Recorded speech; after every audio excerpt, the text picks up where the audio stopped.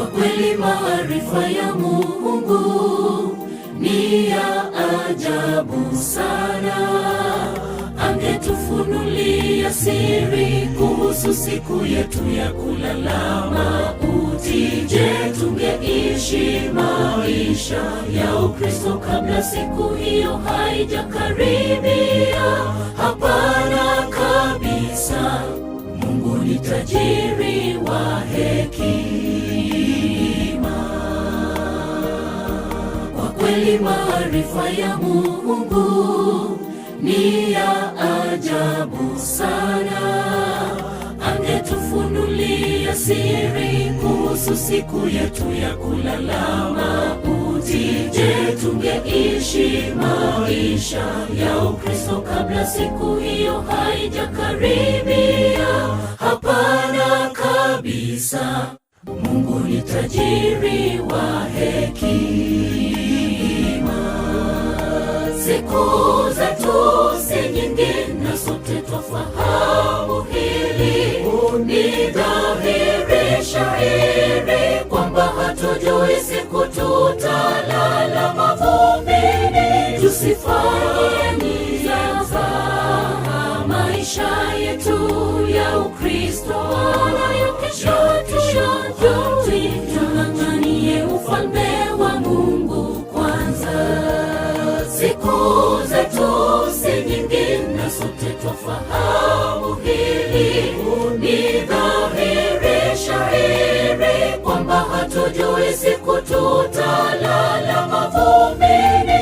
Tusifanye nizaza maisha yetu ya Ukristo wala ya kesho tung'ang'anie ufalme wa Mungu kwanza.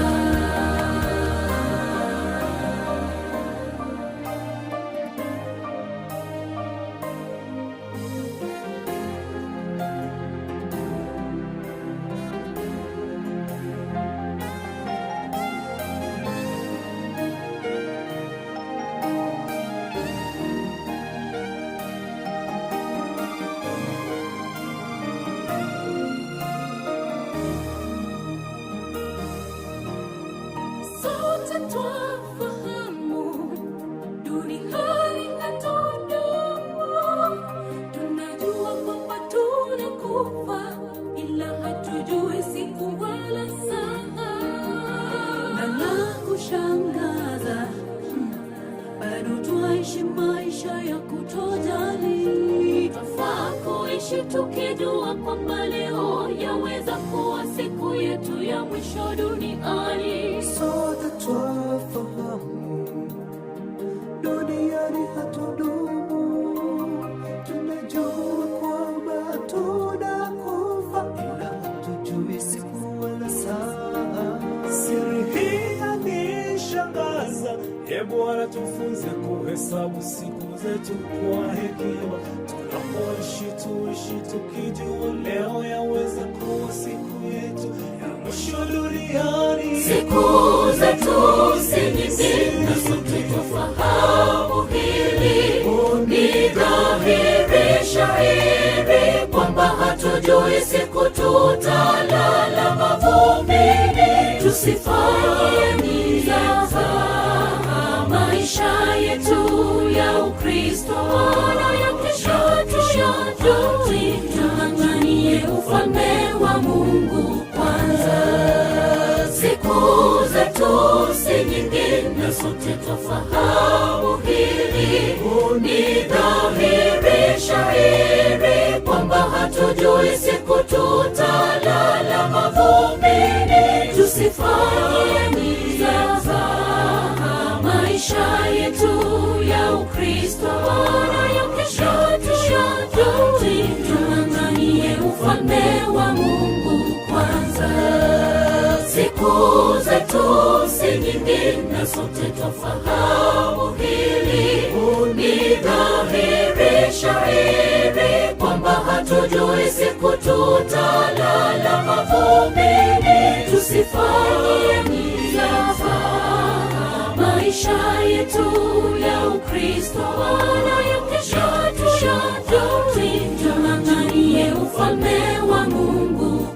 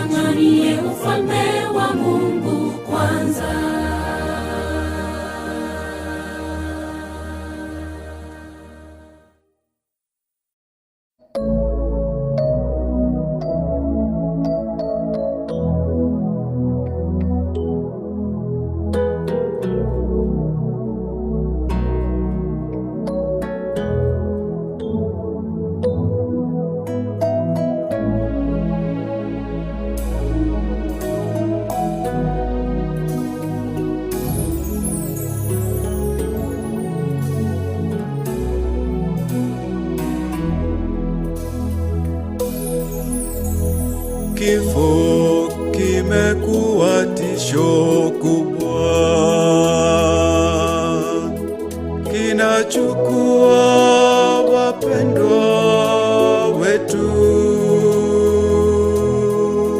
Tumesononeka mioyoni mwetu,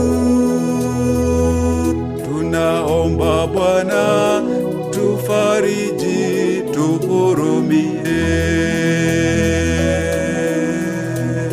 Kifo kimekuwa tisho kubwa, kinachukua wapendwa wetu. Tumesononeka mioyoni mwetu, tunaomba Bwana tufariji, tuhurumie. Asubuhi njema yaja, makaburi yatafunuliwa, walolala watafufuliwa, tukutane nao. Kifo hakitakuwa na mamlaka tena. Asubuhi njema yaja, makaburi yatafunuliwa, walolala watafufuliwa, tukutane nao. Kifo hakitakuwa na mamlaka tena.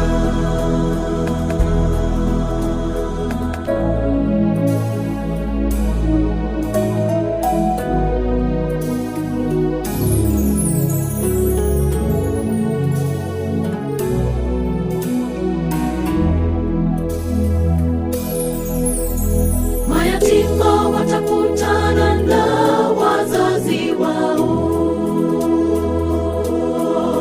wajane msilie, Mungu ayajua.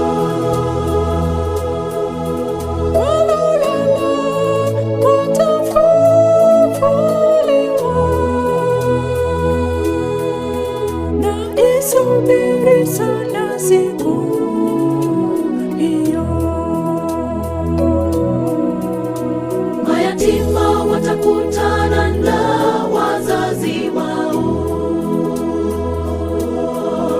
wajane msilie, Mungu ayajua. Walolala watafufuliwa, na isubiri sana siku hiyo. Asubuhi njema yaja, makaburi yatafunuliwa, walolala watafufuliwa, tukutane nao. Kifo hakitakuwa na mamlaka tena. Asubuhi njema yaja, makaburi yatafunuliwa, walolala watafufuliwa, tukutane nao. Kifo hakitakuwa na mamlaka tena. Asubuhi njema yaja, makaburi yatafunuliwa, walolala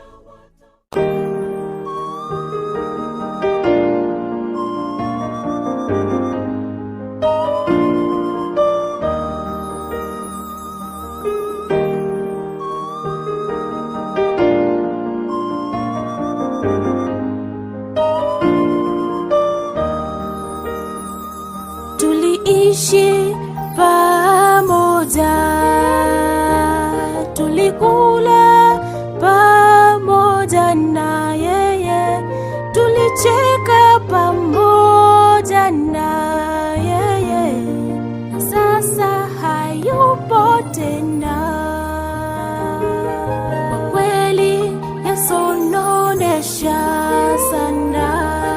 twashindwa kuvumilia, japo kifo ni jambo la kawaida, likija huwa ni geni. Tuliishi pamoja, tulikula pamoja na yeye, tulicheka pamoja na yeye, na sasa hayupo tena. Kwa kweli yasononesha sana, twashindwa kuvumilia, japo kifo ni jambo la kawaida, likija huwa ni geni. Twahuzunika sana, twaumia mioyoni, ulitupenda sana, tulikupenda sana, aliruhusu mayatima walia, wajane wanasononeka, lakini ile siku Yesu atakaporudi, tutaonana tena. Twahuzunika sana, twaumia mioyoni, ulitupenda sana, tulikupenda sana, ni Bwana aliruhusu mayatima walia, wajane wanasononeka, lakini ile siku Yesu atakaporudi, tutaonana tena.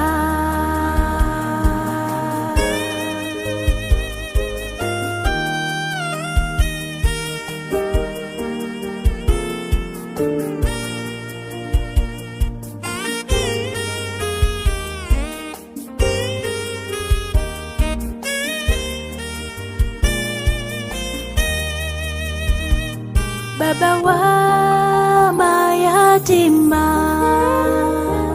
mume wa wajane, twaomba neema na fadhili zako zishuke, ufariji waliofiriwa,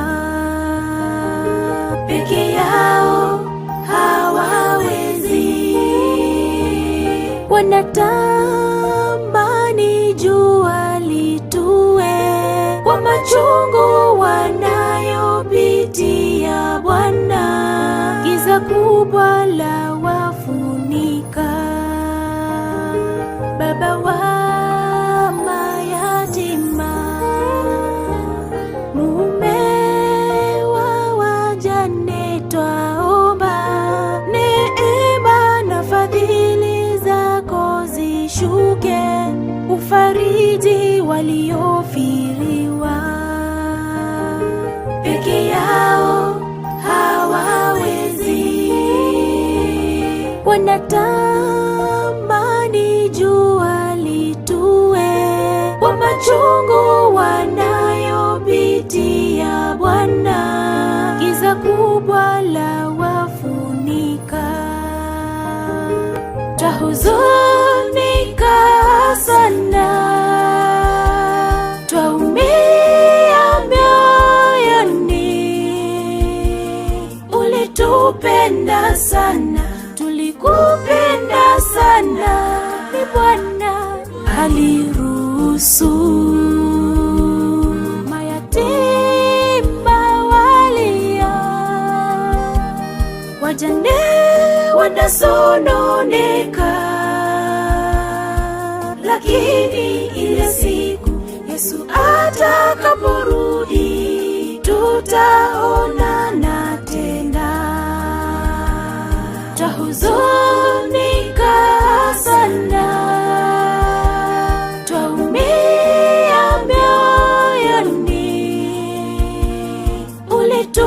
Tulikupenda sana, tulikupenda sana, ni Bwana aliruhusu mayatima walia, wajane wanasononeka, lakini ile siku Yesu atakaporudi tutaonana tena. Twahuzunika sana, twaumia mioyoni. Ulitupenda sana, tulikupenda sana, ni Bwana aliruhusu mayatima walia,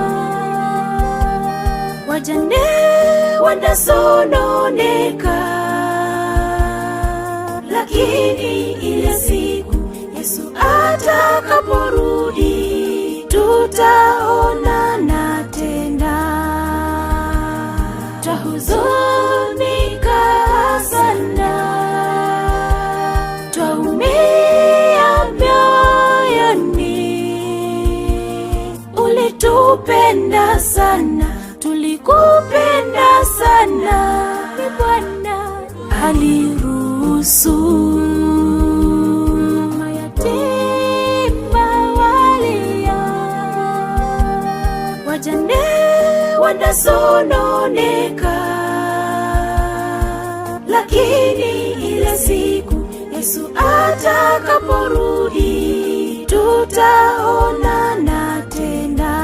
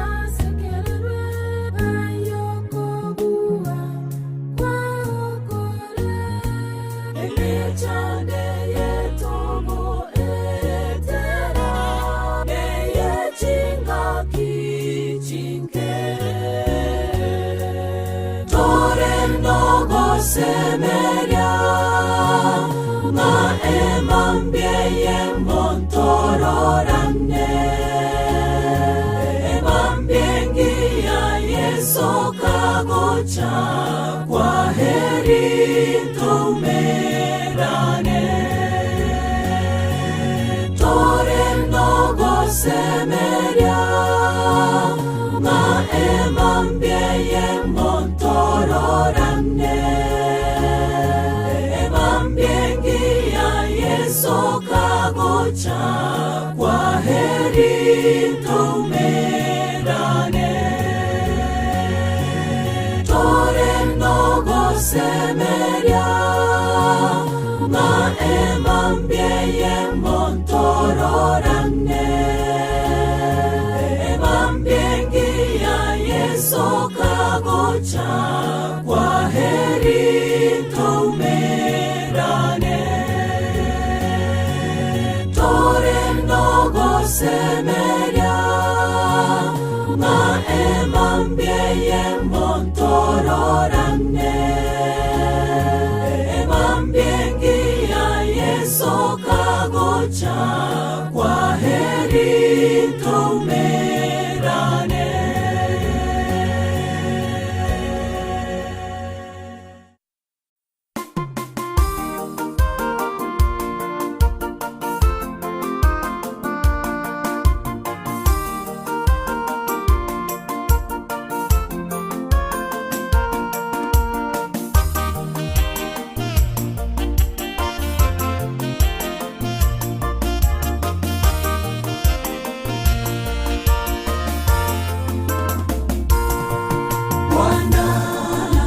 Aliye hai anakuja upesi sana, kile jicho litamwona na wale waliomchoma watamwona. Yesu Kristo atupaye tumaini kubwa, mchungaji wa kipekee, anakuja upesi sana. Bwana aliye hai anakuja upesi sana, kile jicho litamwona na wale waliomchoma watamwona. Yesu Kristo atupaye tumaini kubwa, mchungaji wa kipekee, anakuja upesi sana. Makaburi yote wafu wanapolala yatafunguliwa tena, waliolala zamani watafufuliwa. Tuonane nao mbinguni, tuingie nchi ambayo hatutatengana tena, mahali hatutazeka. Haleluya, haleluya, tutaimba hosana. Makaburi yote wafu wanapolala yatafunguliwa tena, waliolala zamani watafufuliwa. Tuonane nao mbinguni, tuingie nchi ambayo hatutatengana tena, mahali hatutazeka. Haleluya, haleluya, tutaimba hosana.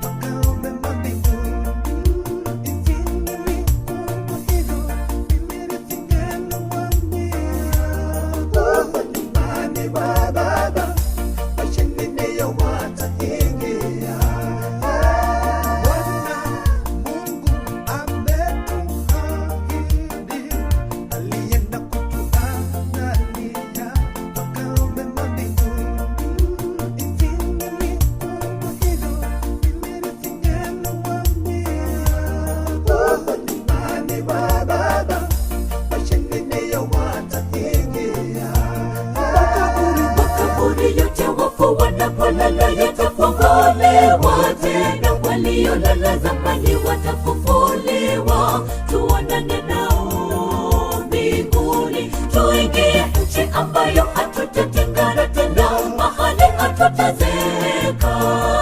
Haleluya, haleluya, tutaimba hosana. Makaburi yote wafu wanapolala yatafunguliwa tena, waliolala zamani watafufuliwa, tuonane nao mbinguni, tuingie nchi ambayo hatutatengana tena, mahali hatutazeeka. Haleluya, haleluya, tutaimba hosana. Makaburi yote wafu wanapolala yatafunguliwa tena, waliolala zamani watafufuliwa, tuonane nao mbinguni. La zamani watafufuliwa, tuonane nao mbinguni, tuingie nchi ambayo hatutatengana tena, mahali hatutazeeka.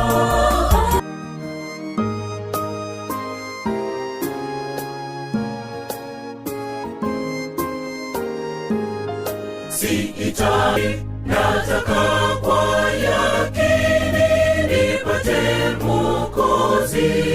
Chuoni mwa ufalme niambie Yesu, jina langu yakini limeandikwaje? Limeandikwaje jina langu huko kitabuni mbinguni? Limeandikwaje?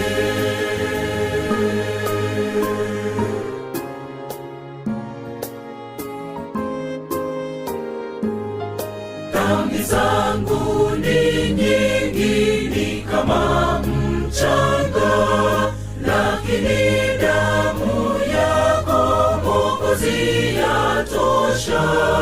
Kwani umeahidi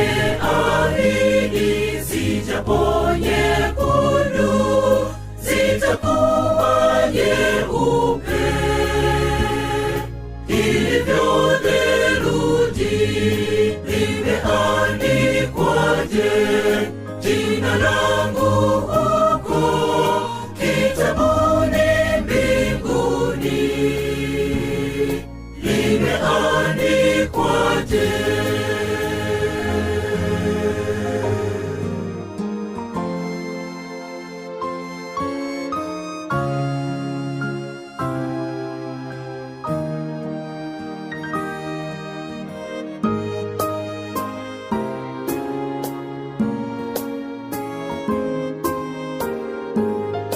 Mji mzuri sana wa majumba makuu, walipo malaika, mji bila hofu.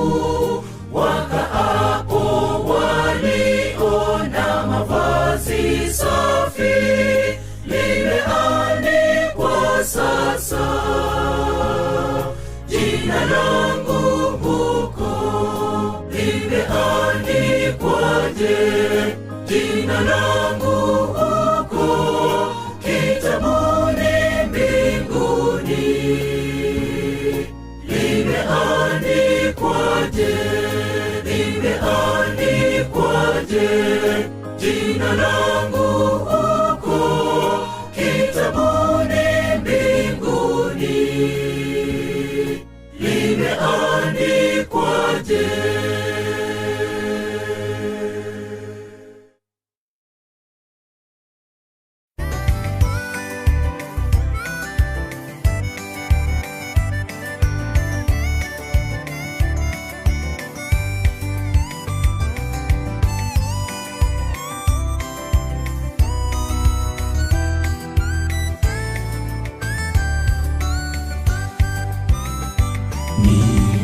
Ninakupenda zaidi ya vyote vingine, kwani umenipa raha na amani Bwana.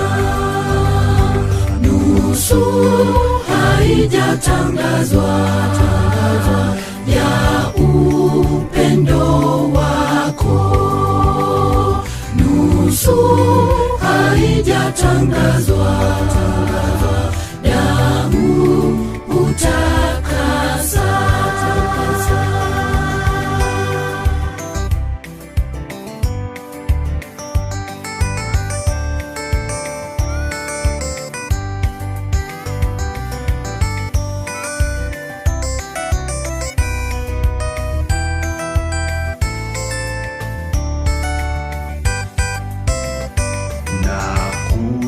Jua hukaribu kuliko dunia, kukumbuka ni tamu kupita kuishi.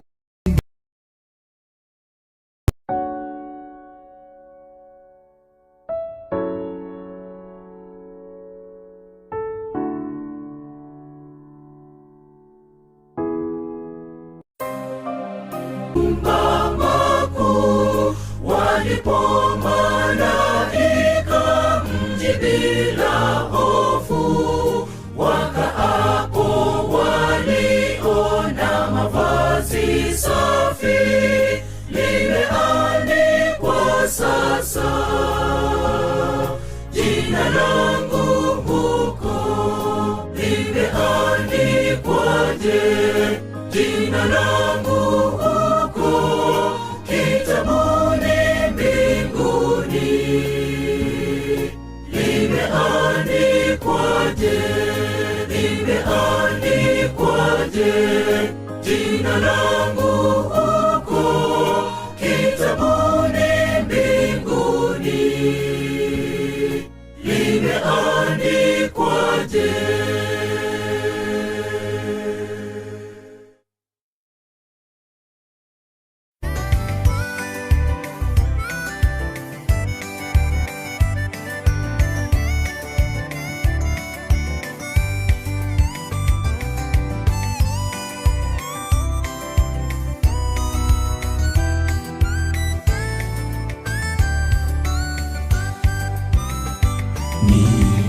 Ninakupenda zaidi ya vyote vingine, kwani umenipa raha na amani Bwana. Nusu haijatangazwa ya upendo wako, nusu haijatangazwa, damu hutakasa.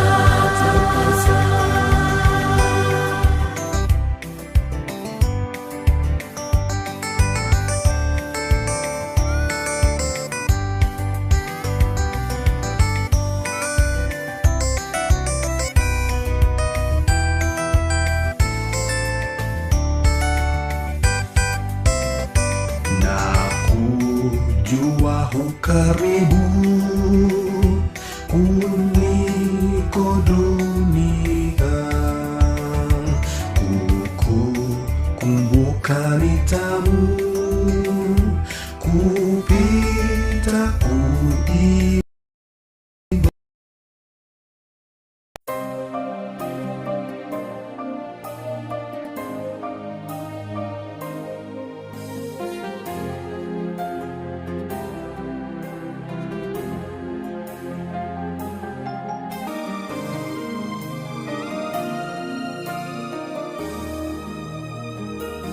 Kwa kweli maarifa ya Mungu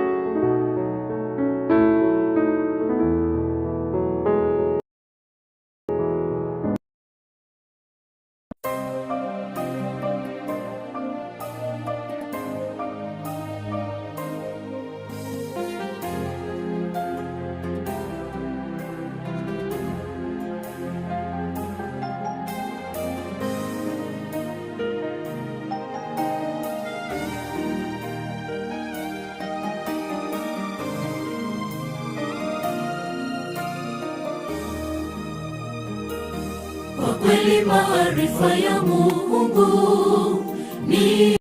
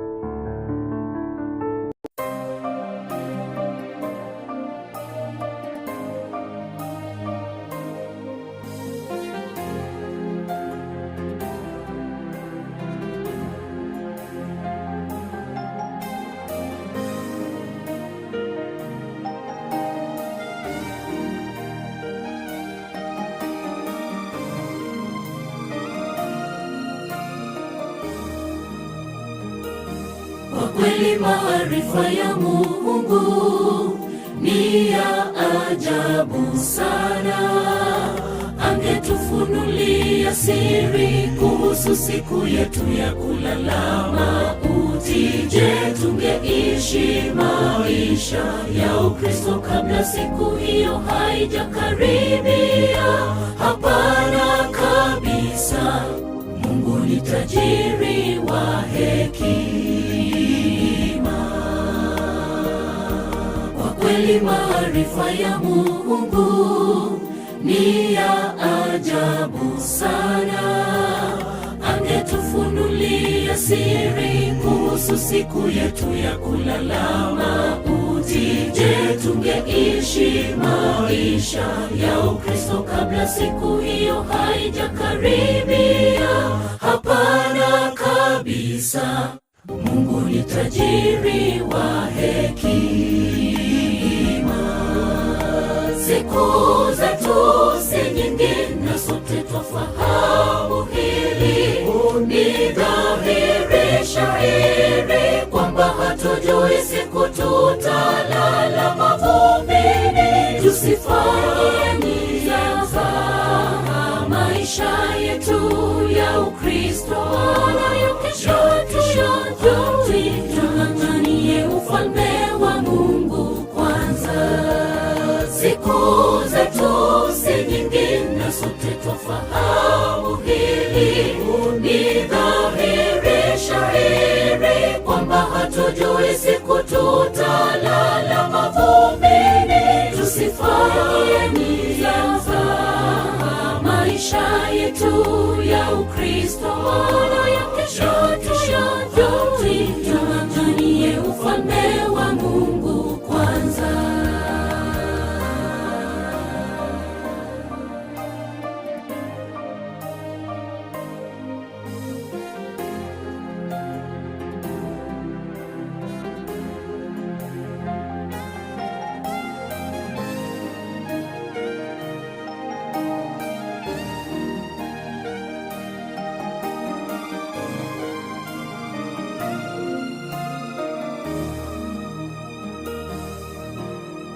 Sote twafahamu duniani hatudumu. Tunajua kwamba tunakufa, ila hatujui siku wala saa. Na la kushangaza, bado twaishi maisha ya kutojali. Twafaa kuishi tukijua kwamba leo yaweza kuwa siku yetu ya mwisho duniani. Sote twafahamu duniani hatudumu. Tunajua kwamba tunakufa, ila hatujui siku wala saa. Siri hii yanishangaza. Bwana tufunze kuhesabu siku zetu kwa hekima. Tunapoishi tuishi tukijua leo yaweza kuwa siku yetu ya mwisho duniani. Siku zetu si nyingi na sote twafahamu hili. Ni dhahiri shahiri kwamba hatujui siku tutalala mavumbini. Tusifanye nia za maisha yetu ya Ukristo nayo kesho tung'ang'anie ufalme wa Mungu kwanza. Siku zetu si nyingi na sote twafahamu hili. Ni dhahiri shahiri kwamba hatujui siku tutalala mavumbini. Tusifanye nia za maisha yetu ya Ukristo nayo kesho tung'ang'anie ufalme wa Mungu kwanza. Siku zetu si nyingi na sote twafahamu hili. Ni dhahiri shahiri kwamba hatujui siku tutalala mavumbini. Tusifanye nia za maisha yetu ya Ukristo nayo kesho tung'ang'anie ufalme wa Mungu kwanza. sote twafahamu hili, ni dhahiri shahiri kwamba hatujui siku tutalala mavumbini. Tusifanye maisha yetu ya Ukristo ya kesho tuyang'ang'anie ufalme wa Mungu kwanza.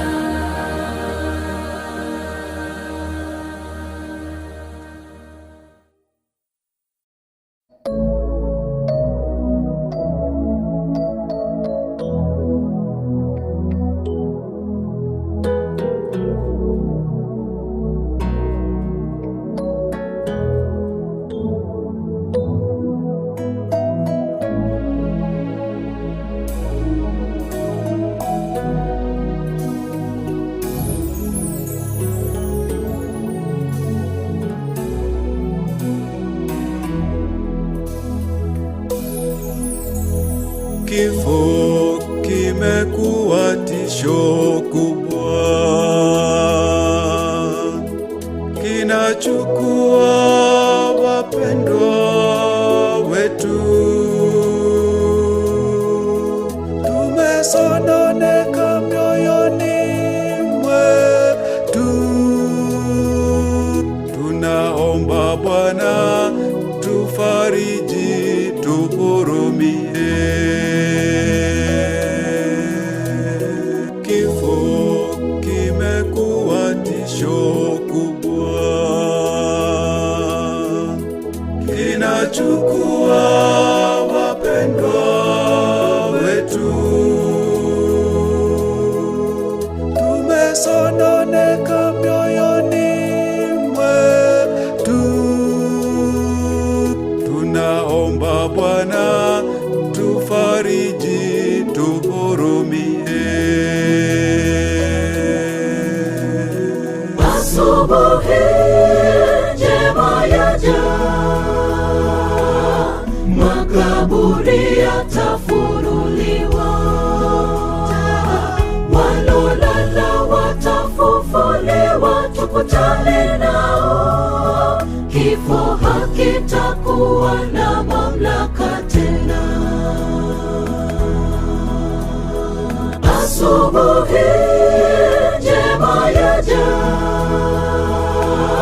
makaburi yatafunuliwa,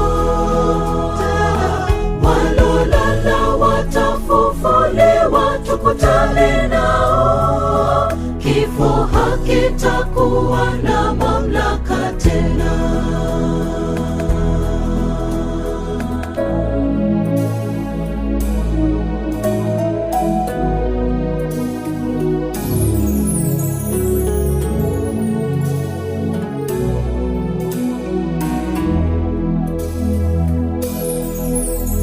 Mayatima watakutana na wazazi wao, wajane msilie, Mungu ayajua. Walolala watafufuliwa, na isubiri sana siku hiyo. Mayatima watakutana na wazazi wao, wajane msilie, Mungu ayajua. Walolala watafufuliwa, na isubiri sana siku hiyo. Asubuhi njema yaja, makaburi yatafunuliwa, walolala watafufuliwa, tukutane nao. Kifo hakitakuwa na mamlaka tena. Asubuhi njema yaja, makaburi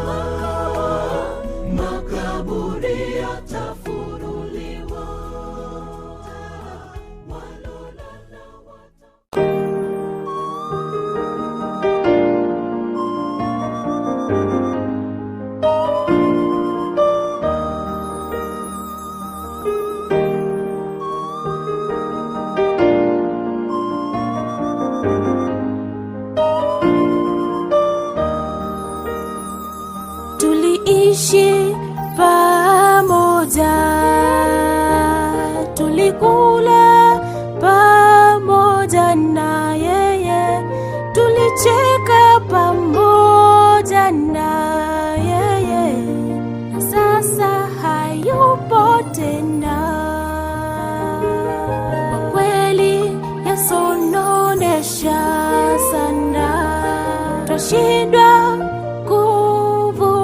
kuvumilia, japo kifo ni jambo la kawaida, likija huwa ni geni. Tuliishi pamoja, tulikula pamoja na yeye, tulicheka pamoja na yeye, na sasa hayupo tena. Kwa kweli yasononesha sana, twashindwa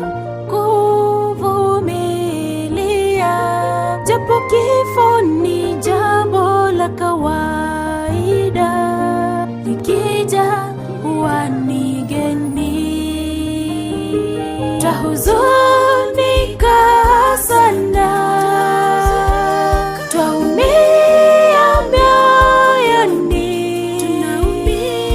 ulitupenda sana, tulikupenda sana, aliruhusu mayatima walia, wajane wanasononeka, lakini ile siku Yesu atakaporudi, tutaonana tena. Twahuzunika sana, twaumia mioyoni, ulitupenda sana, tulikupenda sana, ni Bwana aliruhusu mayatima walia, wajane wanasononeka, lakini ile siku Yesu ataonana tena.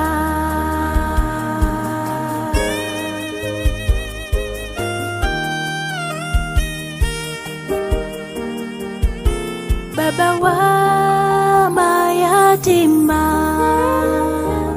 mume wa wajane, twaomba, wanatamani jua litue kwa machungu wanayopitia. Bwana wa wajane, twaomba, neema na fadhili zako zishuke, ufariji waliofiriwa,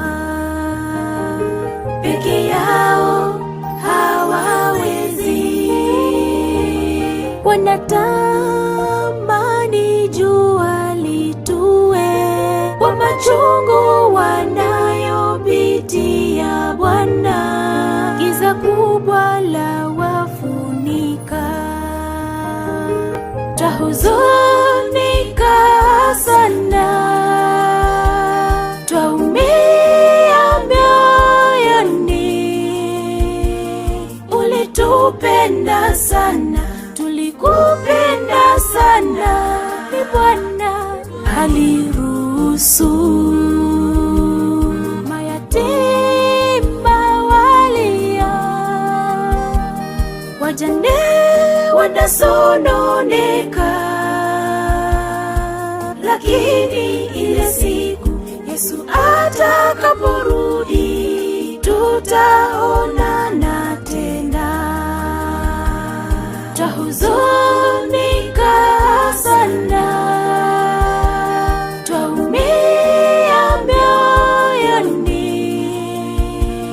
ulitupenda sana, tulikupenda sana, ni Bwana aliruhusu mayatima walia, wajane wanasononeka, lakini ile siku Yesu atakaporudi, tutaonana tena. twahuzunika sana, twaumia mioyoni. Ulitupenda sana, tulikupenda sana. Ni Bwana aliruhusu mayatima walia, wajane wanasononeka, lakini ile siku Yesu atakaporudi tutaonana tena. Twahuzunika sana, twaumia mioyoni. Ulitupenda sana, tulikupenda sana. Ni Bwana aliruhusu mayatima walia, wajane wanasononeka, lakini ile siku Yesu atakaporudi tutaonana tena.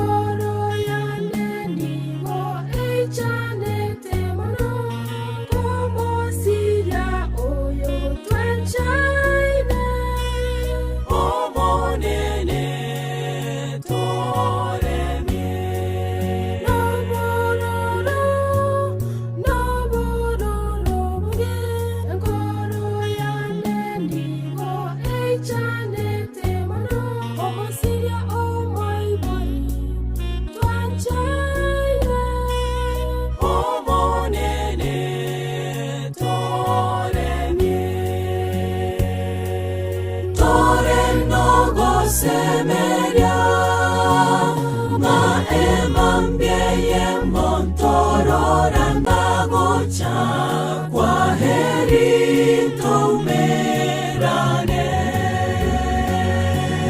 Tore nogo semeria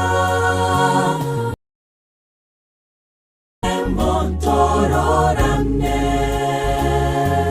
emambiengi ya Yesu gocha, kwa heri tumerane.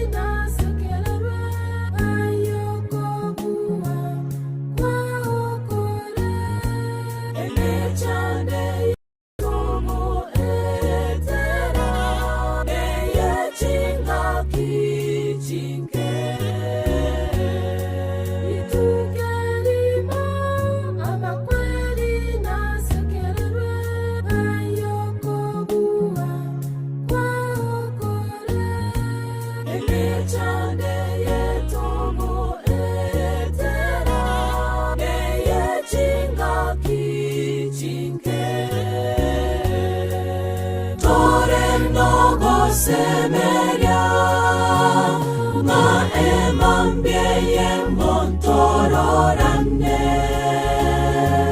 emambiengi ya Yesu kagocha, kwa heri tumerane.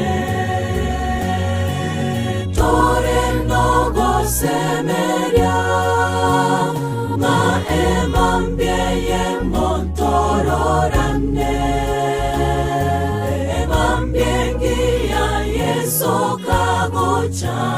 kwa heri tumerane. semeria maemambieye montororane emambiengia Yesu kagocha kwa heri toumerane tore nogo semeria maemambieye montororane emambiengia Yesu kagocha kwa heri toumerane.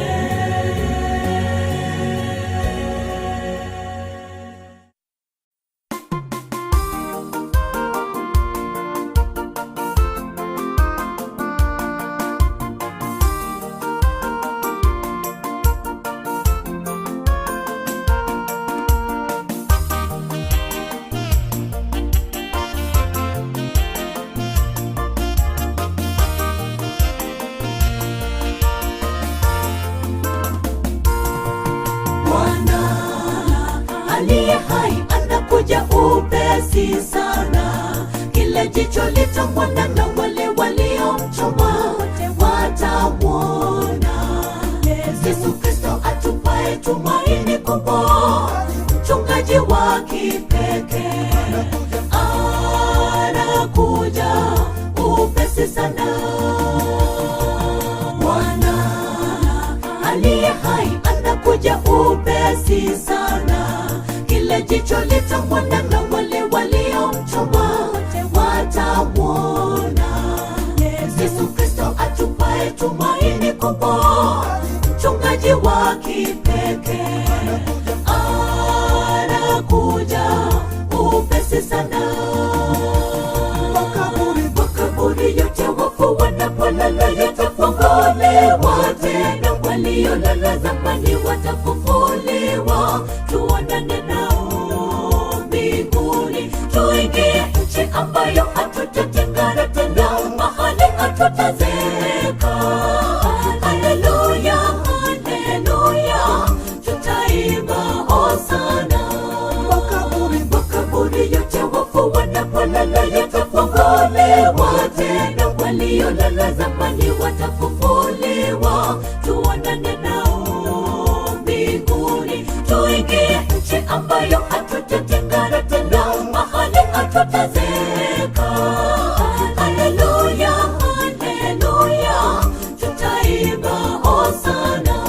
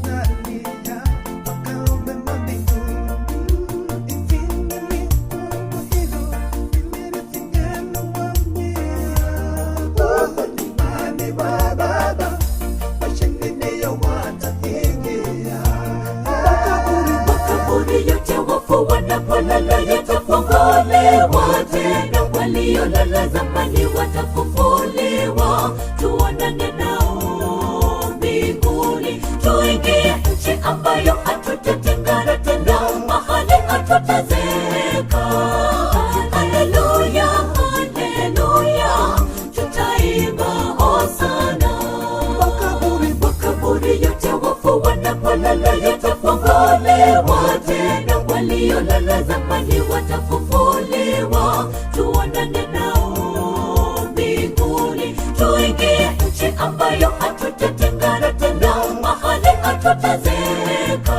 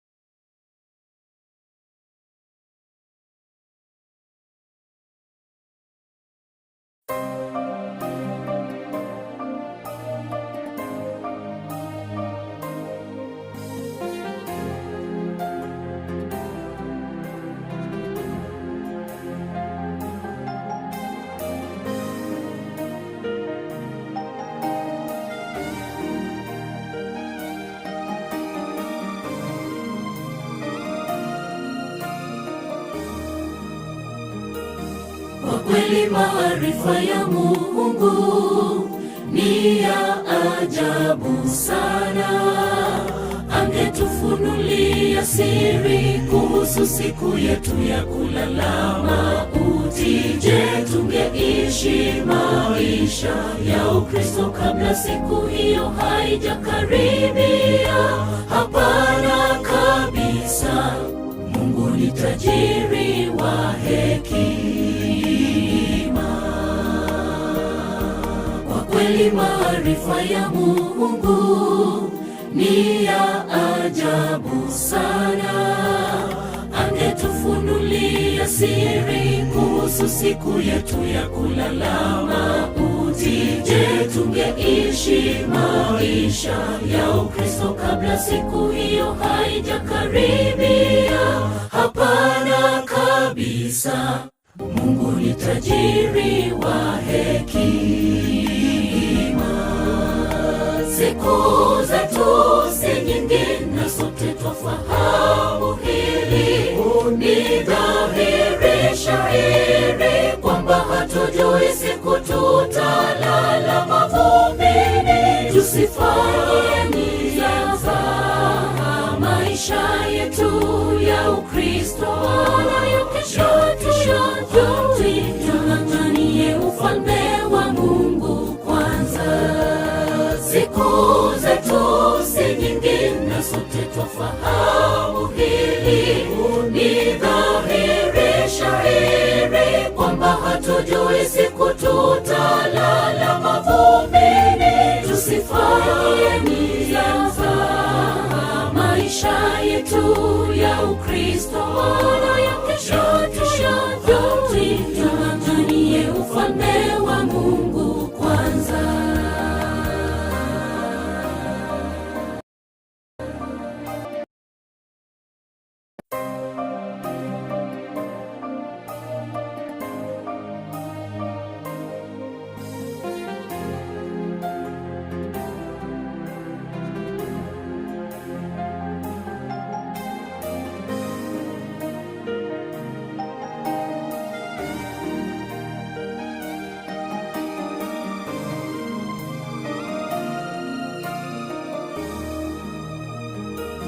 Kwa kweli maarifa ya Mungu ni ya ajabu sana.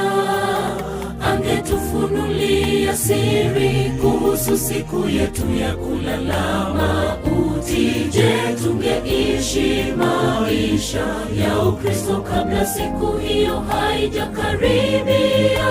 Hapana kabisa. Mungu ni tajiri wa hekima. Kwa kweli maarifa ya Mungu ni ya ajabu sana. Angetufunulia siri kuhusu siku yetu ya kulala mauti, je, tungeishi maisha ya Ukristo kabla siku hiyo haijakaribia? Hapana kabisa. Mungu ni tajiri wa hekima. Siku zetu si nyingi na sote twafahamu hili. Ni dhahiri shahiri kwamba hatujui siku tutalala mavumbini. Tusifanye nia za maisha yetu ya Ukristo nayo kesho tung'ang'anie ufalme wa Mungu kwanza. Siku zetu si nyingi na sote twafahamu hili. Ni dhahiri shahiri kwamba hatujui siku tutalala mavumbini. Tusifanye nia za maisha yetu ya Ukristo nayo kesho tung'ang'anie ufalme wa Mungu kwanza.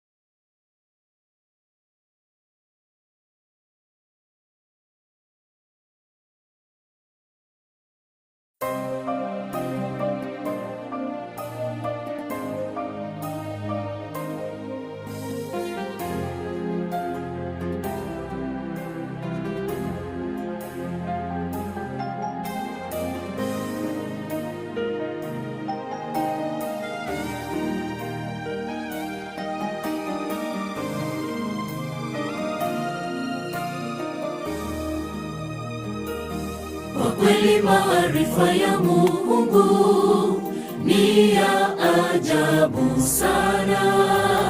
Angetufunulia siri kuhusu siku yetu ya kulala mauti, je, tungeishi maisha ya Ukristo kabla siku hiyo haijakaribia?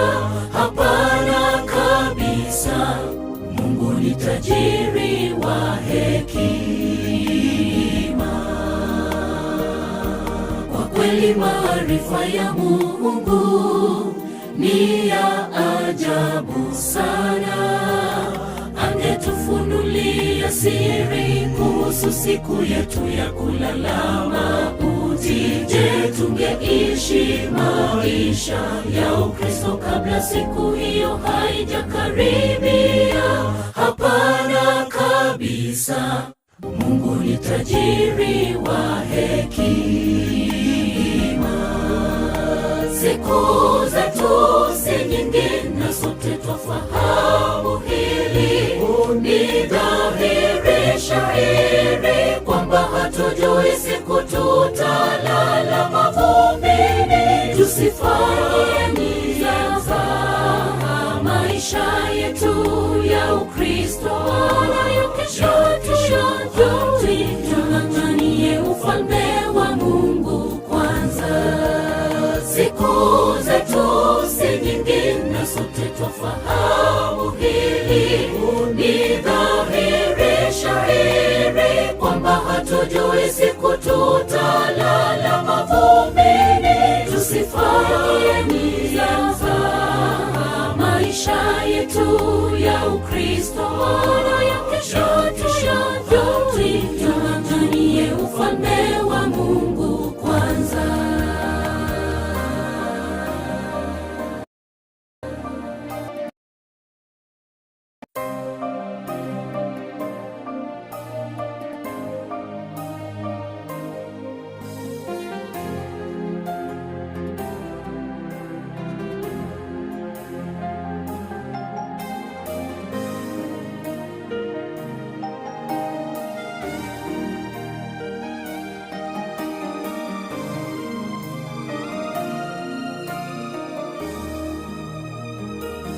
Kwa kweli maarifa ya Mungu ni ya ajabu sana.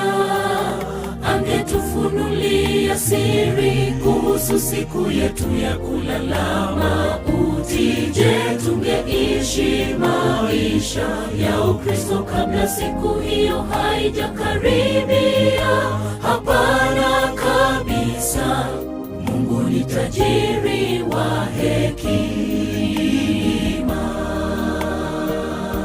Kwa kweli maarifa ya Mungu ni ya ajabu sana.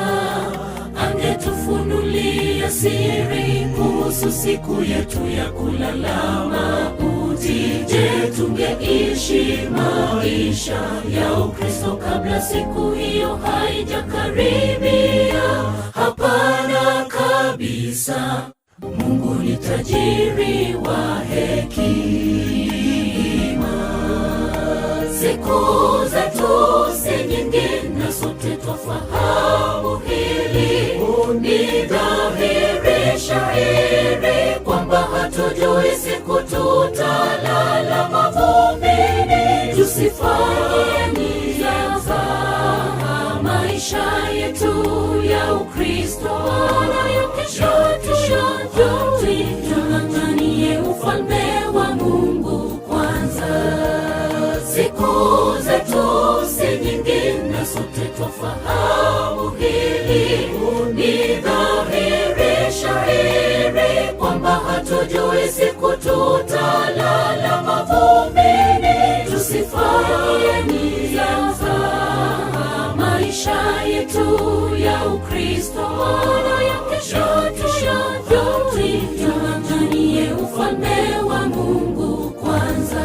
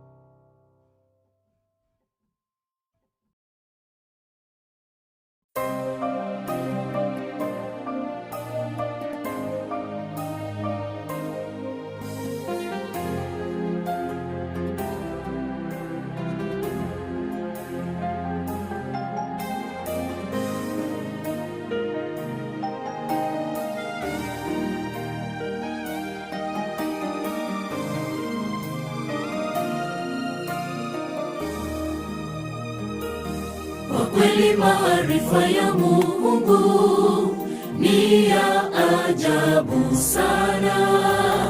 Angetufunulia siri kuhusu siku yetu ya kulala mauti, je, tungeishi maisha ya Ukristo kabla siku hiyo haijakaribia? Hapana kabisa. Mungu ni tajiri wa hekima. Kwa kweli maarifa ya Mungu ni ya ajabu sana. Funulia siri kuhusu siku yetu ya kulala mauti, je, tungeishi maisha ya Ukristo kabla siku hiyo haijakaribia?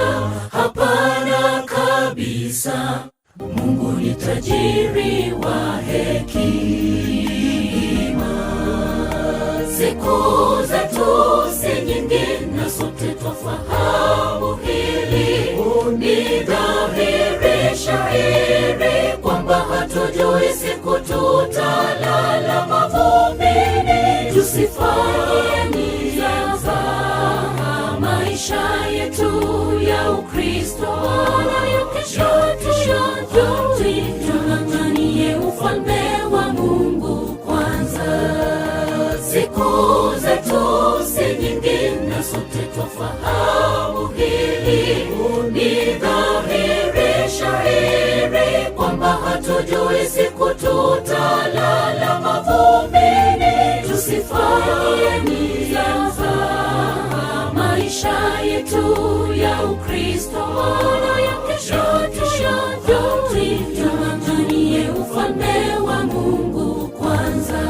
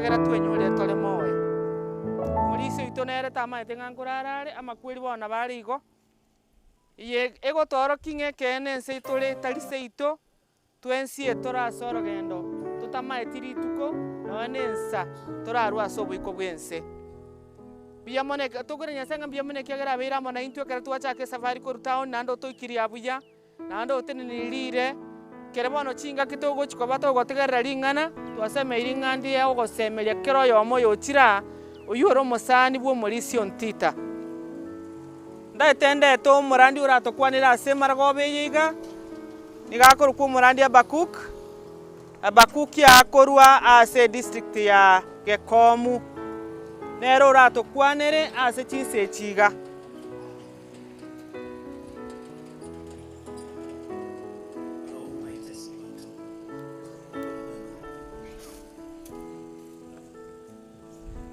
biyamano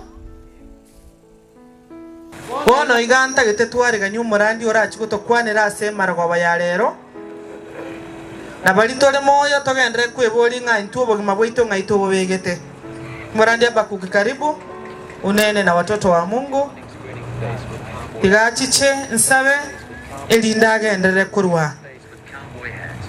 Tuombe. Mtakatifu Mungu wetu wa mbinguni, tunashukuru na kulinua jina lako sababu wewe ni Mungu wetu na uko na upendo mwingi kwa maisha yetu. Asante kwa sababu umekuwa pamoja nasi tangu Elda alipolala mpaka siku ya leo tumemleta kutoka mochari. Sherehe yake itakapoendelea mpaka siku ya kesho, tunaamini ya kwamba Mungu utakuwa pamoja nasi. Mnenaji anaposimama na kunena pamoja nasi, tunaomba Mungu Roho wako Mtakatifu aendelee kutuongereza ili kila mmoja wetu aweze kukata kauli ya kukufuata wewe, sababu hata sisi siku moja tutakufa na tutatoka katika uso wa ulimwengu. Endelea kuwa pamoja nasi, nena pamoja nasi, ni katika jina la Yesu tumeomba na kuamini. Pare ngamo na njito kwa riga nyumurandi Habakuk. Pia mwana karibu sana. Wapendwa katika Kristo, ningependa niwasabai hamjambo. Bwana Yesu asifiwe. Nataka nimshukuru Mungu kwa nafasi hii ambayo ametubariki nayo, ya kwamba tupo hapa kushuhudia ya kwamba mtumishi wa Mungu Elder Zabron amekwisha kulala. Kwa hivyo nataka nichukue nafasi hii niombe ya kwamba tuwe watulifu kwa muda mchache, ili ya kwamba tusikie ni kipi ambacho Mungu anachonena pamoja nasi jioni ya leo. Nataka nianze, maana mchungaji amekwisha kuomba. Tutachukua muda mchache. Nianze kwa kunena hivi. Naomba uangalie jirani yako.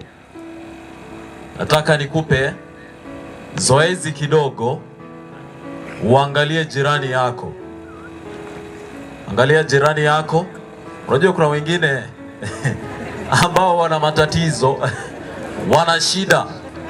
Maana watakaposikia angalia jirani yako, mwingine ataanza kuzungumza pamoja naye, mwingine ataanza kucheka pamoja naye, mwingine ataanza kumsalimia, na hata kuna wengine ambao bado wananiangalia. Haleluya. Hapo mnafaa kusema pole, maana hatuelewani. Naomba sasa uangalie jirani yako. Sijakwambia umsalimie, muangalie tu. Angalia jirani yako, muangalie tu, alafu nitakuambia kila ambacho utakachomuuliza. Naomba muangalie tu. Sasa nataka umuulize hivi, kuna mtu ambaye anafinya simu rununu mahali fulani, aangalie jirani lakini anaangalia rununu yake. Naomba uangalie jirani yako. Naomba umuulize swali hivi, vile unaniona hivi, je, naonekana hivi karibuni nitakufa?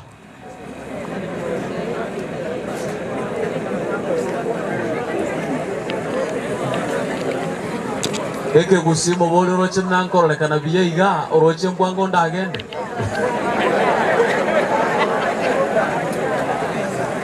Haya, sasa niangalie hapa. Wapendwa, nataka niseme ya kwamba kila mmoja wetu ambaye anayenisikiza jioni ya leo, nataka uambie nafsi yako ya kwamba una deni. Uko na deni. Ambia nafsi yako ya kwamba jinsi ambavyo nilivyosimama hapa leo jioni ya leo, najua nina deni. Na dawa ya deni ni kulipa. Dawa ya deni ni kufanya nini? Ni kulipa. Nataka nikuambie hivi. Unapoenda nyumbani jioni ya leo, mahali popote utakapokaa, ipo siku utalipa deni. Na deni ulio nayo ni hii. Ipo siku utalala ndani ya jeneza. Nitaingia hapa kwa udongo kama vile wengine wamelala, kama vile Elda kesho atalala katika nyumba yake.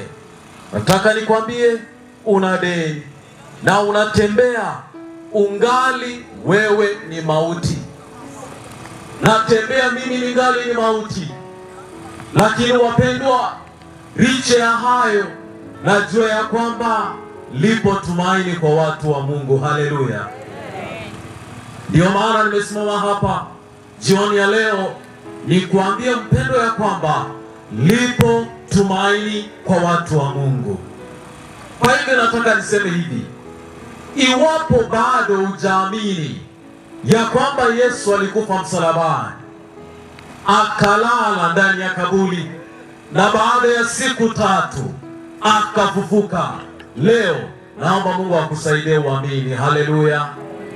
Utakapoamini hilo, hata kama utalipa deni ungali una matumaini ndani ya Kristo. Haleluya. Maisha ni nini? Maisha ni nini wapendwa? Leo unapokuwa umesimama, unapokuwa umeketi hapo, uko sawa. Lakini baada ya muda mchache, inawezekana baada ya kutoka hapa ukasikia vibaya. Labda baada ya siku chache umesikia vibaya. Baada ya siku chache tusikie unaona nani alikuwa vizuri tulipokuwa kwa matanga ya Elda Zabron, lakini sasa yuko hospitalini, amelazwa katika kitanda cha hospitali. Maisha ni nini? Leo tunapokuwa sawa, baada ya muda mchache Elda wangu Kefa, unasikia kwamba unasikia ule mchungaji amekwisha kulala. Maisha ni nini? Obohima ninki hero konyara turi biyana turiga asichireka chintego kwa iwo montoralire. Obohima ninki, maisha ni nini? Wapendwa, nataka niseme hivi. Kama kuna kitu ambacho kina uchungu, kama kuna jambo ambalo linahuzunisha, ni moja tu, kuambia mtu goodbye. Kama kuna kitu ambacho kinachohuzunisha sana, ni kuambia mtu goodbye. Mara nyingi jambo hili linahuzunisha. Mara nyingi jambo hili huleta machozi ndani ya moyo wa mwanadamu. Mwanadamu hulia sana wakati anapoambia mtu mwenzake tutaonana tena. Mtu ambaye mliyekuwa mnazoea kukaa pamoja naye, mtu ambaye ulikuwa unazoea kusikia sauti yake, mtu ambaye ulikuwa unazoea kuona uwepo wake kwako, unapomwambia goodbye, ni jambo linalohuzunisha sana. Ni kitu ambacho kinacholeta huzuni ndani ya moyo wa mwanadamu. Lakini nataka niseme hivi, ndiyo sababu unapoangalia kitabu cha Saburi mlango wake ni wa 42, Hapo ndipo nataka niweze kusoma jioni ya leo. Kitabu ni cha Zaburi, Zaburi 42 na mstari wake ni wa 11. Biblia inasema maneno yafuatayo. Maandiko matakatifu yanasema, nafsi yangu kwa nini kuinama na kufadhaika ndani yangu? Mwandishi anauliza swali, anauliza nafsi yake, ni kwa nini kuinama? Na zaidi ya kuinama, ni kwa nini kufadhaika moyoni mwangu?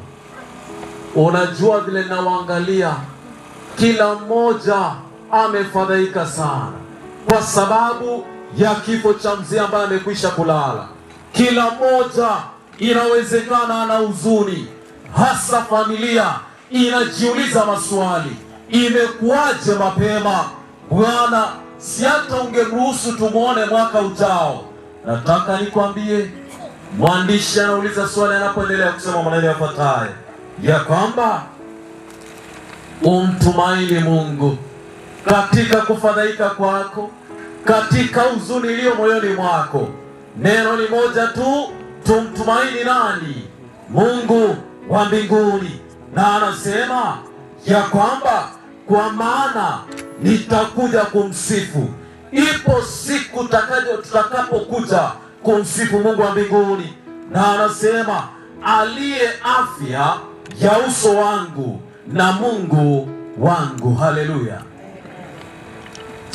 Wakati mmoja Yesu akienda mbinguni, amekaa na wanafunzi wake kwa takriban miaka 3.5.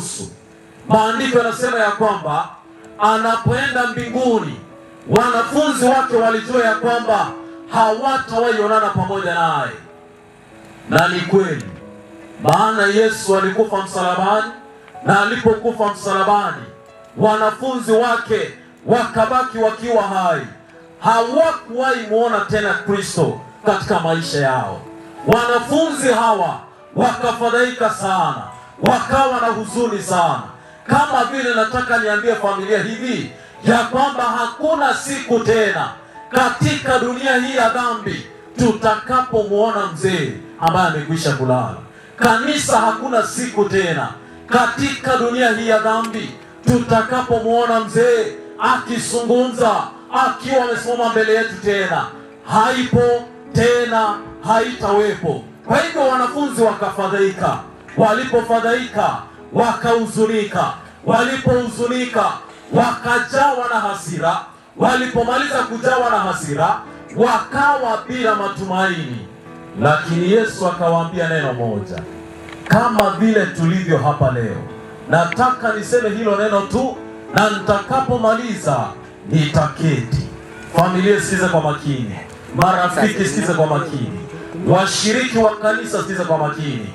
Wachungaji pamoja na wazee, na kila mmoja, nataka usikize kwa makini. Hapa ndipo tunatumaini peke yake. Kitabu ni cha Yohana 16:22. Yesu anasema hivi. Kitabu cha Yohana 16:22. Yesu anasema hivi sasa.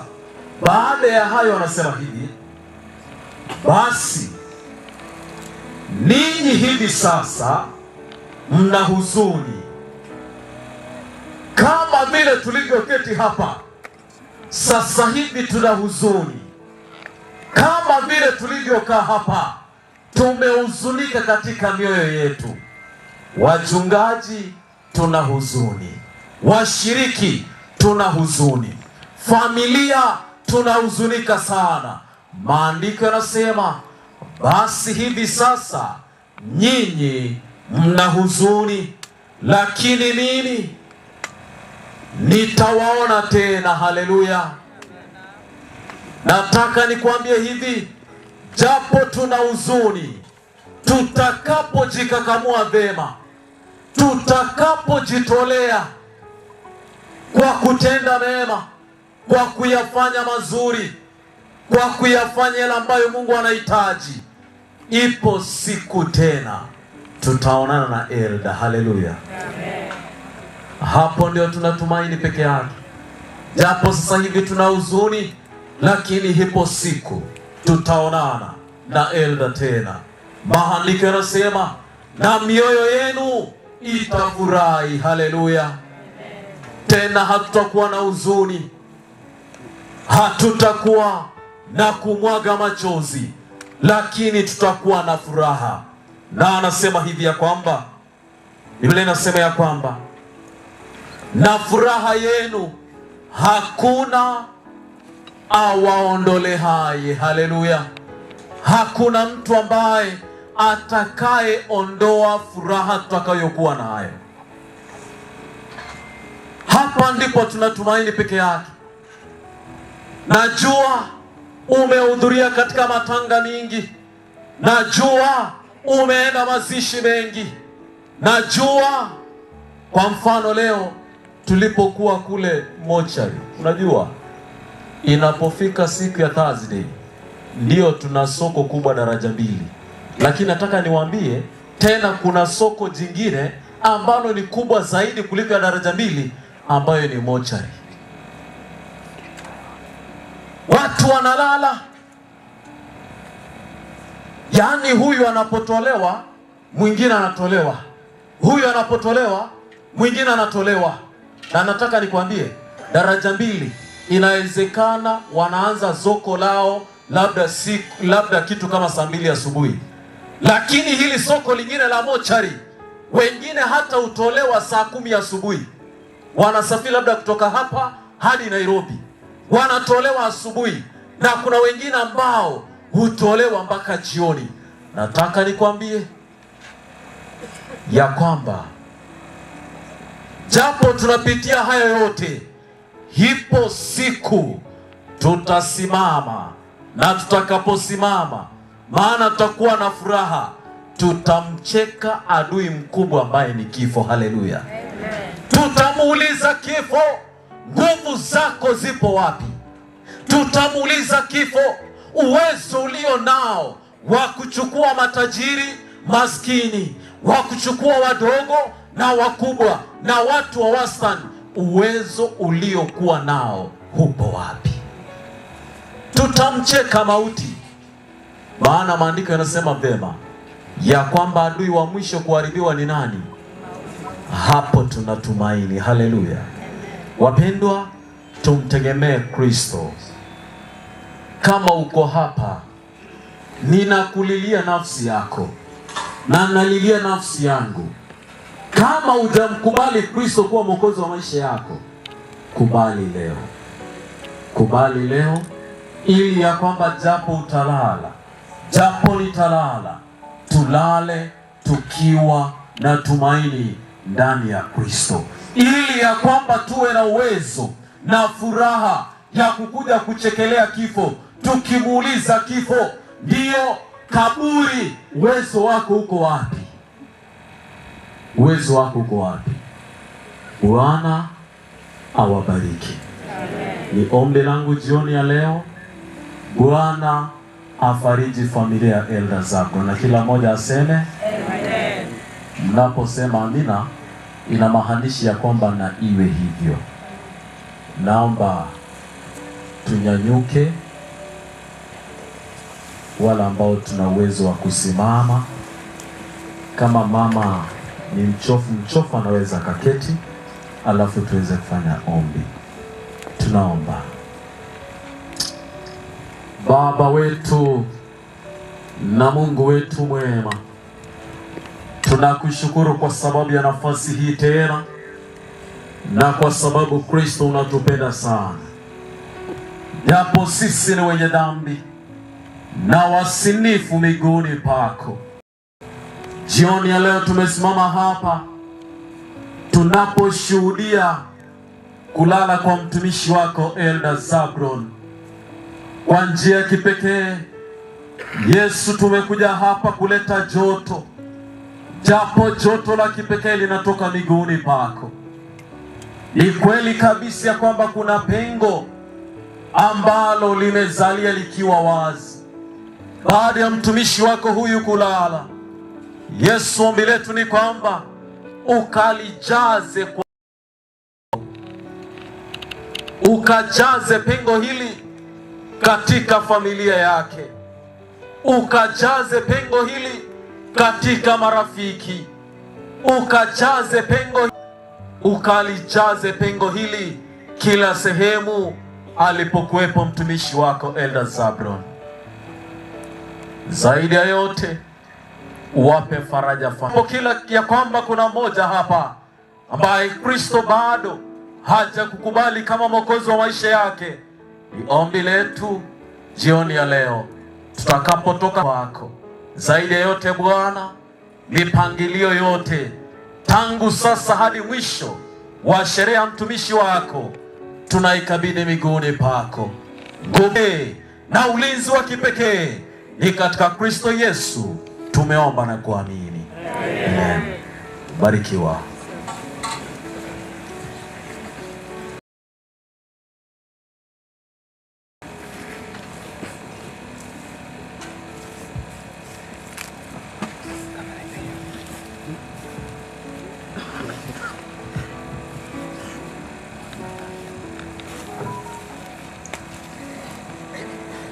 Tunapo akaratuka nitugusuka ke ise abere buya tokorege ntokemo bibere timanyeti gose nyabori bonge na omore mubeke gentoga iga motere tokorubiri kare tokorubiri ka program nkaiga ondeta yerere ise akajikire buya ngona butwali gusabanga nyabori bonge muranche nyamoro nimuranga bali muro nchigo cha mubeke gentaria se mitambo nchigo cha nyabori bonge narori moro nchigo cha Sogotera asugo tuge kama ngana iyo kare tukuna korosi program nkaiga ego toge ndi tokorere ise chabana margo yamano police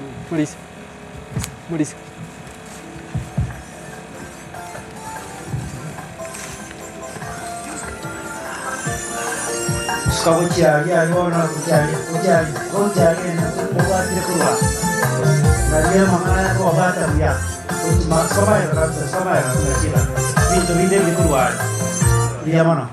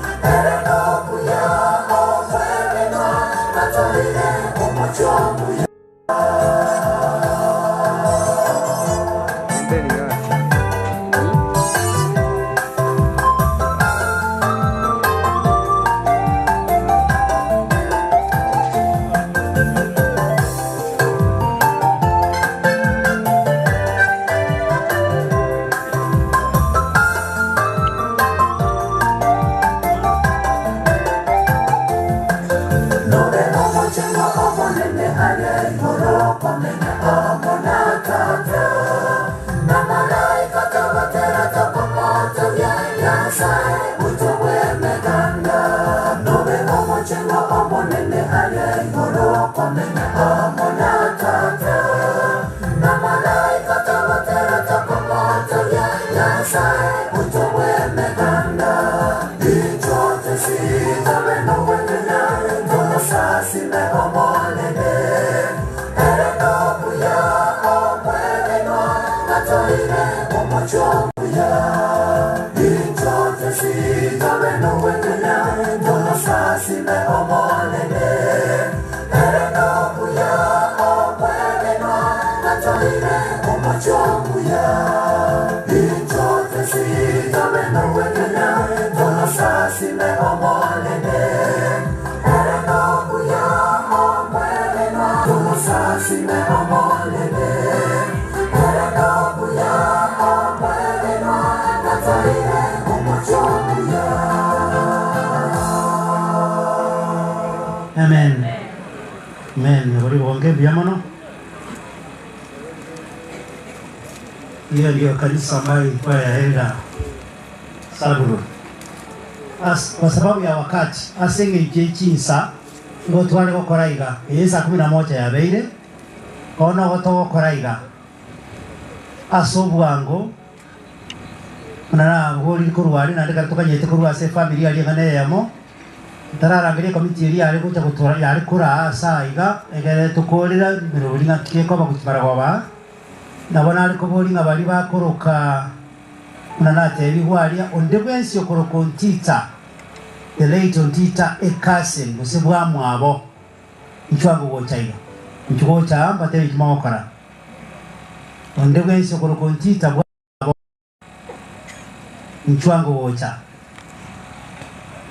mokore bwango nyamuro bali bakuruka ontita bwa mwabo nchwango mahaba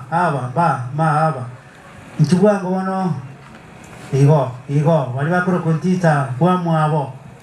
Tenera bu kono rie kwendera babwate. Manya ko bateri kimawokora. Wali bakuru kontita kwa mwabo.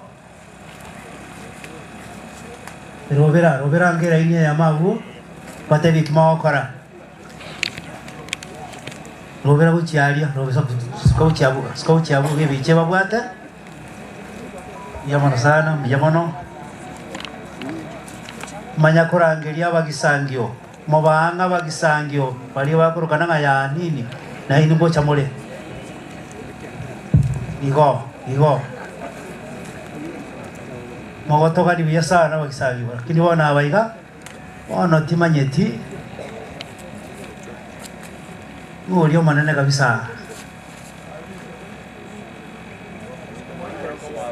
Peter Elda noyo ondoe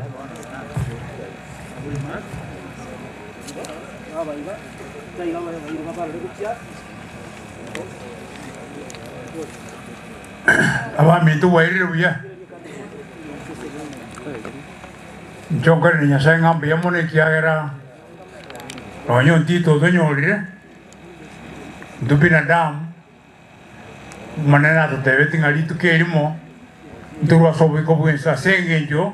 Tu aini ne tali somogondo eden. Tu kagosa. Ama jikari tu abuneta kataba ngabono o kuna makorege tu. Nakia kara makwiri haya. Atindire angekerenga ki naende tokaterunga angenenga ki omoerio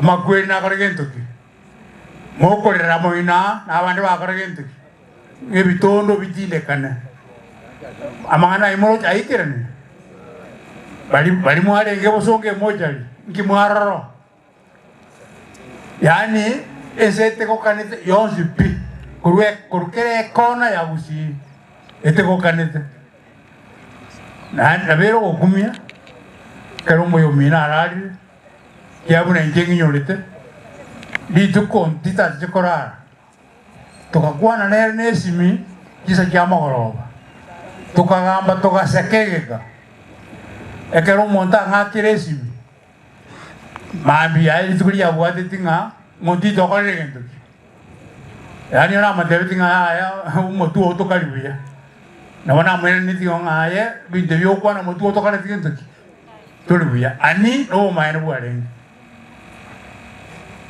abaminto balia mwatika chikasikino aba nechinyinge sana mwabwate onya mulega abono igabane monenga tinga gento kitene kikosike kale njoko bali ningambu yamo ikiagera omwatika kiregendo mweru asinge njobu ya ngontita nontita labale ko soana na kiro umuntu okoromna na kachiche gitiga lakini egente ke ko ya karagento kiaera muru chabu na balega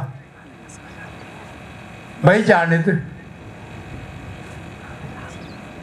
kusaba katero jenga mo janete sa ngia ko ra mo janete ngontita kare tigendo ujigwa ke sabu nga da cari muntito maambia ni monyoro amaina monyoro ngatokole to korento toko monyoro njongo bali ninga mbiyamona aba mintu mwesipi engakie mwabe mo kutubwatesia emero byo ntita gocha aba matuko na mange sana aba lakini omwa abo mo kwerwa angekera lituko kuna koronga niki kibwendo okolekana paka na otu aikiriga ane ko baburi nga komoranje endra ko tubwatesia paka maambia alituko aliyo mwaelio untite karara soeliraba aliyesenya saa tuliyete iranga mwanya wandana no kale gentiki oira na seliraba igo maambia taiko ira noro umarari takwa naga inkitora kale hatuna uwezo isipokuwa lazima tukubaliane sisi ni binadamu na binadamu tuliahidiwa ate iwe nini lazima tutaangia wapi lakini siku ya mwisho ile tarumbeta ya mwisho itakapolia tutafanya nini ikiwa watu wiriti benefit ya man to gain the whole world and lose his own what his own soul itamfanya nini binadamu kulithi ulimwengu huu wote ni mwishoe apotee milele na milele ikoto beto kwegena ndo chago sira milele na milele buyamono asante sana okay oyakor ku James na James itato karukiru wakamakemo kabakaru ku James no nero yoga masabo kere tumakulora ekiombe ke maugura kuruga pea una so ngari baga yosaba untita na bale yo minto na baro muisandi tu akina como gaiga ase que nyoleke goeta kutora basini ni to eta nyomba gosara igo untita okolire ni ya na imirima akolire yakolire yari tusabe amanene nyasaye mutongi goronense ai watu tonge to watu beka sense buya lakini asenge njire bire amakweli agaja na uko abite iranga kumurali litunde lina mukwe na hande tukanyo mwana nyasaye nande wakolire gente kiyanga Yesu uchiro tukwirire onde bwensi ura itabe tabusira na nyora lire gati mugete na tugenere nga oyo minto sabron otita na kuigende tuno mwana o igati mukirenga engakire karara eke nawo kuna kokugena we kolera kwa manyire mirobiri yaye gendrete kurumna twaruye town na hande we kancho eroleka utukufu wako kada tukuru abono tukuwata nekao ya ndamu nito asingi ya Yesu mutubito sana gana mwikaranse asenge ncho jumagise mweke bali bakoroka untita ataracha nabonagania chikorera chundieki bali batolemereirie batubwazisirie mutienyo yo mogimana ndi batuke baranchwango goja chikorera chundieki ngobono muigwete ngani chikorera chundieki chuo chaiga bali maro bami ntokorumata likera ichwango chikorera chundieki bali batukire baranchwango ondora go kurukundie kikorera eleiti ichwango naro simbaro yakwanire lira yakwanire bayo bono ekero batayo igongo ira naiga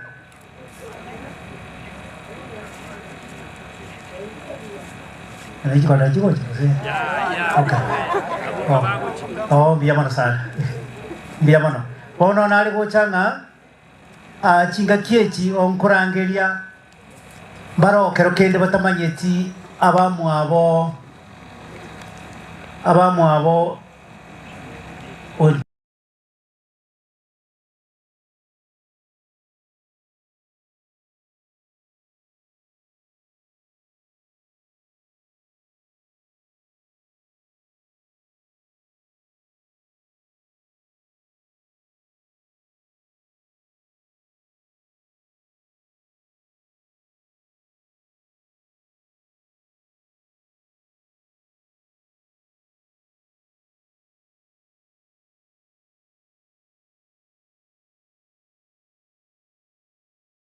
Roirete ontita roiru magaka tata makino bate ngana kai ngaki mintombu ya mure mwenzi jama lieta gongo kwa Dismas Mabuli ulijituka chaba tunu haya abatama yeti doje ngalero muamanyire Nje bono asobwenge ninge twarenge na Zabuloni Ontita itabicho Ontita ninje njimanyete ubuya bwaye ninje mbumanyete ekero nagendete research ya Nairobi n'omuntu ngire taroro gakorwa Stephen Mitoma na bwata kagari bosonga na aliko na gokore matatuga ninje na aliko muira paka bwoye elinde nambo tigo na amana gocha nere karabe chairman ya COVID board taji konyeba abona alinge kwalilo na kuumira na iga bako moeyo ngacha kumusabigas yobo ntereba agante bigendo likeli ruwe ligiya elindo ndetere to basa kulisheka naite ngagenda mune besugo kyane gikarege gaenda atuyo kimanyete buya elinde ngamate finga ndikire liruwe lyokubolie gazi akanga liruwe linkamolika akalinga nkajirira Stephen Mitoma bwoye na butundu alingo mustango ne bwogo kumya ono ekere Mitoma ba chairman ya COVID board yeri saki ya yendi alenge kurwa ruiru muinaja kera na musabe gasi akagenda paka ruiru alisibale ko ngende meeting akalendo mu accountant no haru ulikulika na kulikora akamotebi mwana nara igo yoneiga bakonye gokonyo ali bagabondi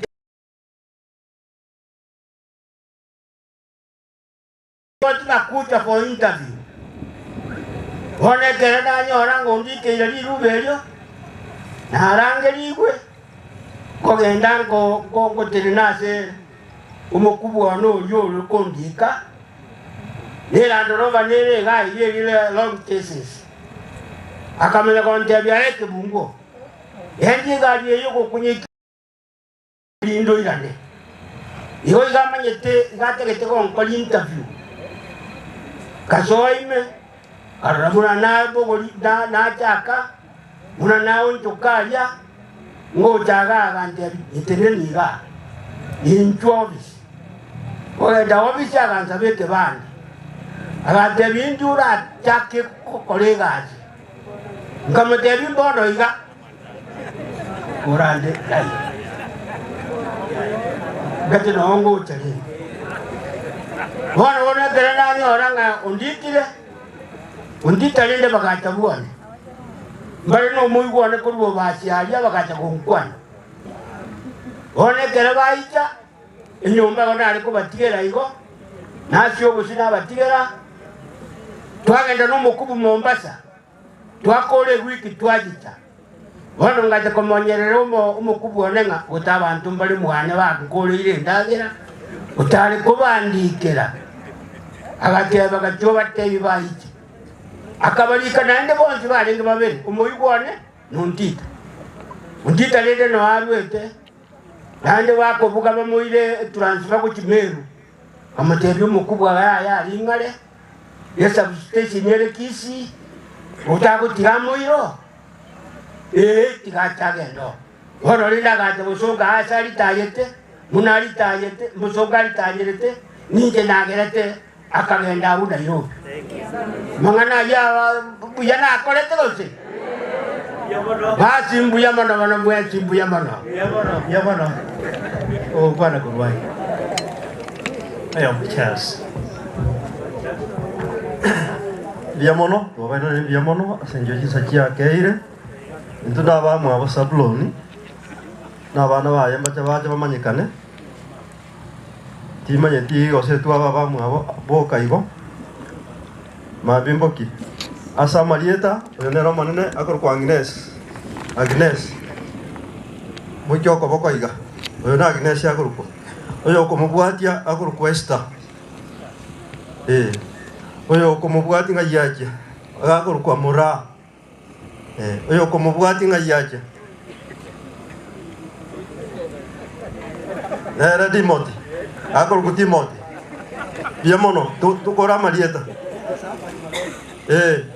oyo kumubwati David agakuru kwa Marieta tata ku manyeko kinsa njibaerera oyo onde agakuru kwa Monica mubaro chiko inche wonga kare nambe ni inche mbate mabiembe kongoro ku Charles Moranga oyo garo mokogoti gakoro kwa mauti na limora manyebuya lakini riye gasongo Patrick gobande ngatoka ndi bwanga abantu mbarosa omo kogoti pi mambi mora morare gaga ndati madia saja na bora nyoro nyaleka igombi yamonase ogoto ikange abairi ba abasani ba bontita ndogokora tose kukwana bono igoma bimona akwane na nimo bamanye bya mbye mona soko tusira kotobere sibya baka tu ikerega igo omugano bwontita ngakiare ntokunyara koyokwana tusabe tata nyasaye mbye mona ikera kira kiao kiterine kitari konyegera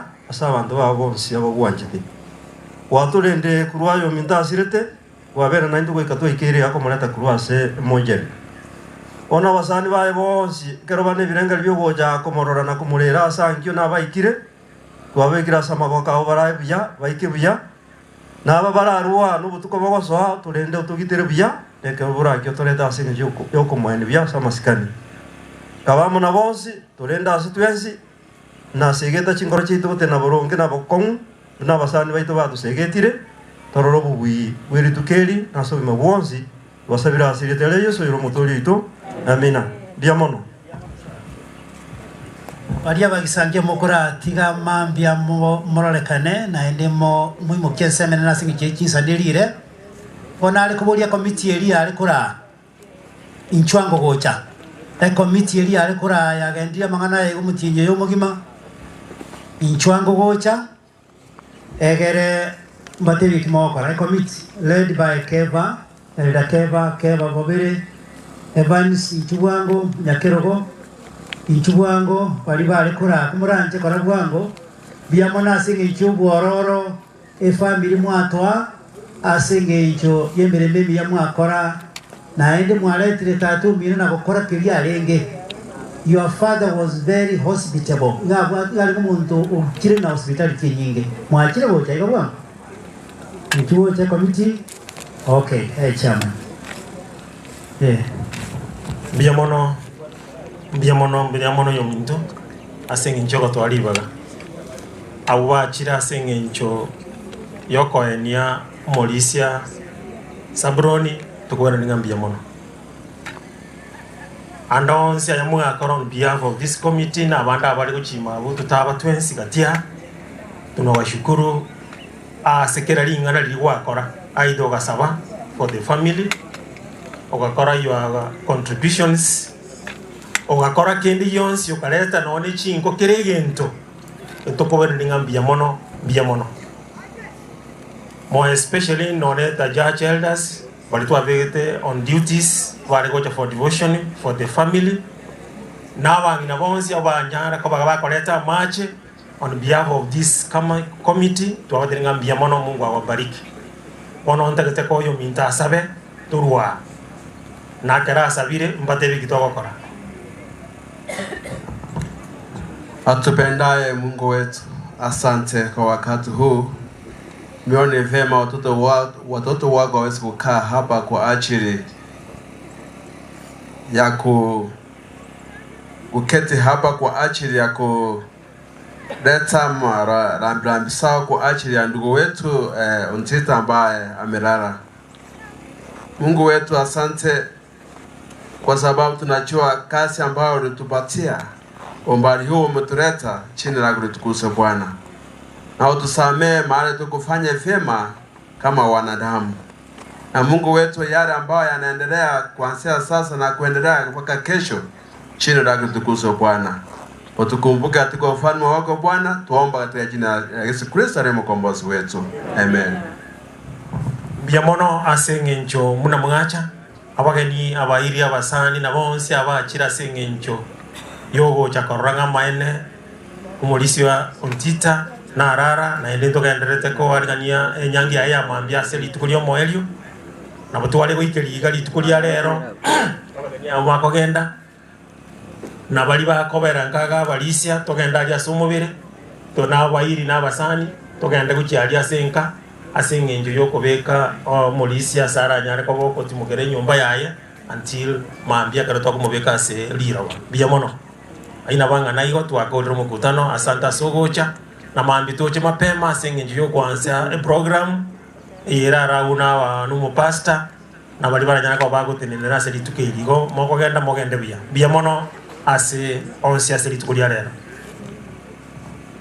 yamana sana abairi na abasani ne amateria imekabisa mambia rarolekane matunwe kwaya mutigarasi nini gaiga seke kutwasi nini matunwe kwaya onde kwensiora yamano wekera batera ekara tukuna kufumukana yamano.